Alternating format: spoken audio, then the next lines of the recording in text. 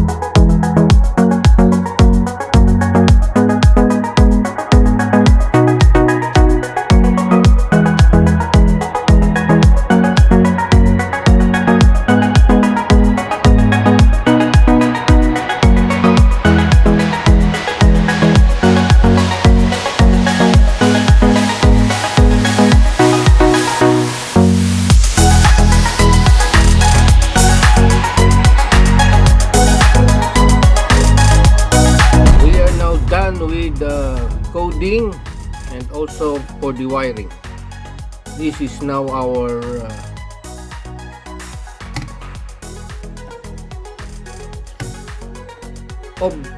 obstacle avoidance car robot.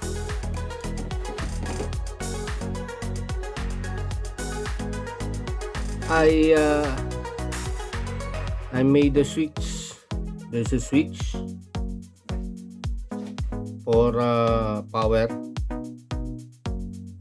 for powering of this car robot. Let us test this car robot.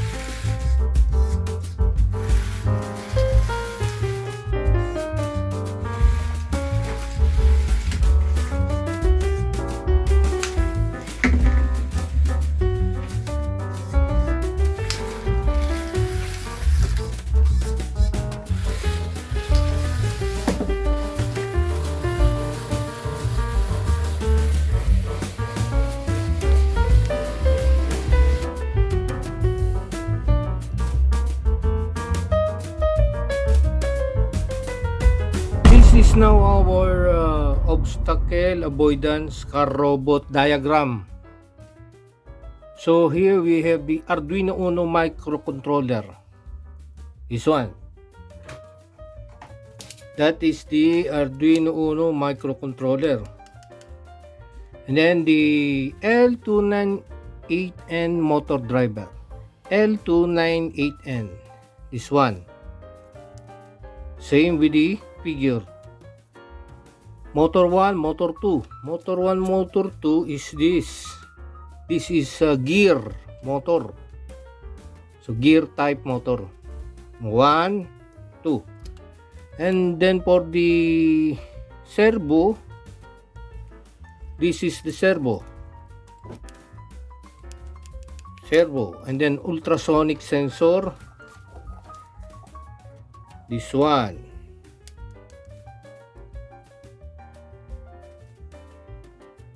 Ultrasonic sensor. So in our figure, we have this L298N motor driver. The left and right connected is the motor. You can orient the motor in you can orient the motor for whatever direction you want.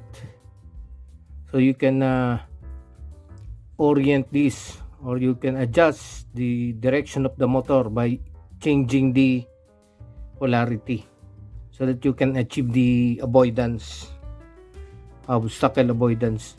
And then this side, this one, from here, from upper part, we have the VCC connected to the 5 volts of Arduino, 5 volts of Arduino, and then the ground, to the ground of Arduino. So in the Arduino, here Arduino, we're using a battery as a supply. That is 8.4 volts. Why is it 8.4? Because each battery has 4.2 volts each. In series, 8.4 volts. We have a switch.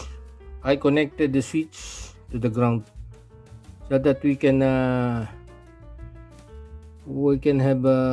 turn on and off the module or the car robot. This positive part of the battery, this one, connected to the voltage input Bin of the Arduino. Bin. You can see that in the Arduino Uno. Ground to ground, the negative of the battery to the ground.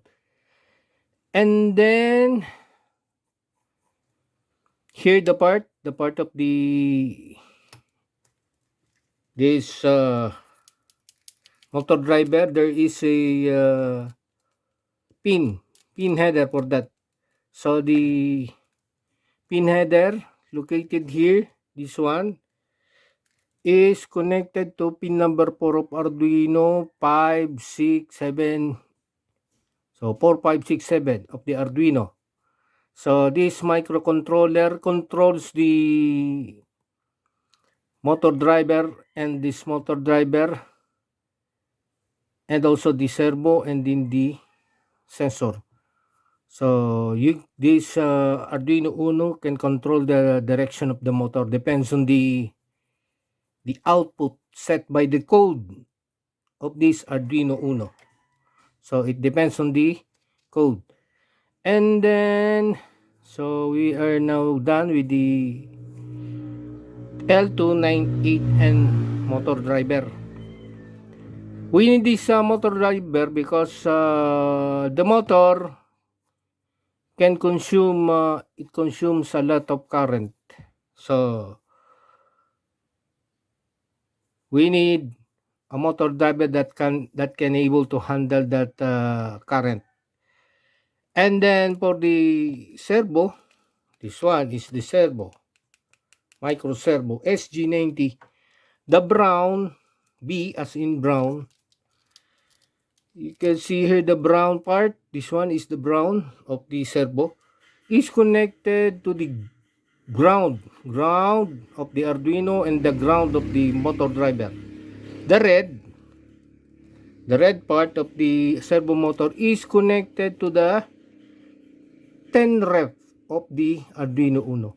And then the orange is the signal pin connected to the pin number 10 of Arduino.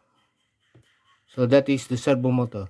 And then for the ultrasonic, this one is the ultrasonic sensor, distance sensor, HC-SR04 ultrasonic sensor. BCC is connected to the 5 volts. So BCC, you can see the label here, BCC, this one BCC, trigger, echo, ground. BCC trigger connected to the pin number 9, echo to pin number 8, and ground to the ground of the Arduino motor driver and servo motor. So that is the connection of our obstacle avoidance car robot. They are all connected with the use of these jumper cables and with the help of glue gun stick, glue stick. You can see here that is the switch. That is the switch. Then I have an additional pin header to accommodate the connection, the other connection of the circuit. So I'm adding the additional pin header. So we're going to press the button. It will turn on the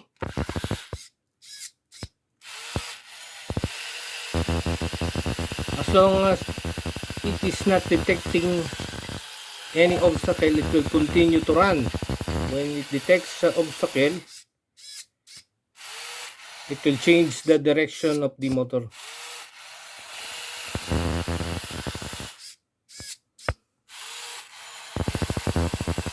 Okay.